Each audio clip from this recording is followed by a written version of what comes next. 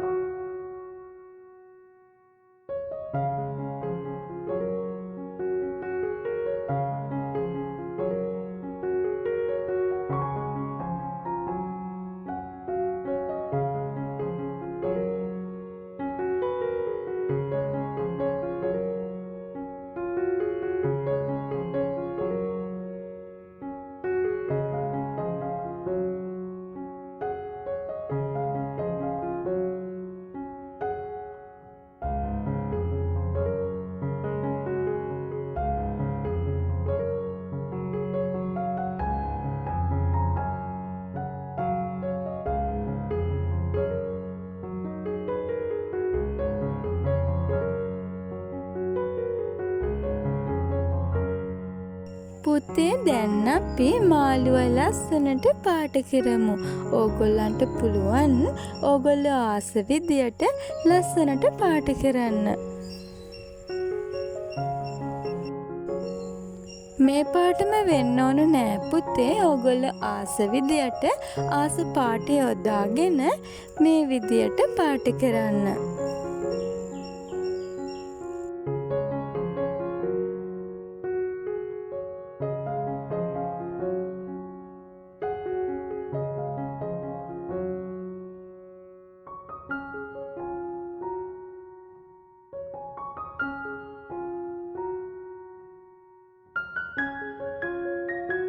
පුතාලට පුළුවන් කොටස් විදියට වටේ පාට කරලා එක පැත්තකට විතරක් මෙන්න මේ විදියට පාට කරන්න පටන් ගන්න.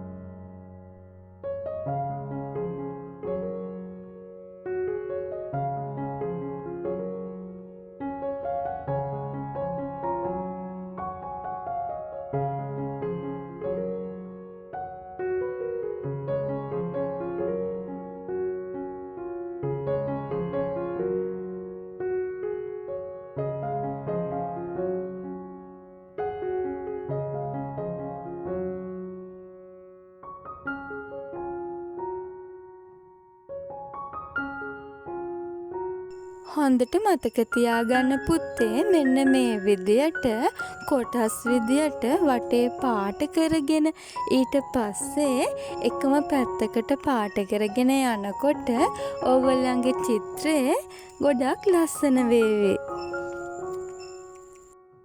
පුතේ අපිට හිතෙන විදියට අපි හැම පැත්තටම පාට කරවතින් අපි ඇඳපු චිත්‍රේ ගොඩක් කැතට තමයි පුතේ පේන්නේ. ඒක නිසා එකම පැත්තකට විතරක් හැම වෙලේම පාට කරන්න පුරුදු වෙන්න.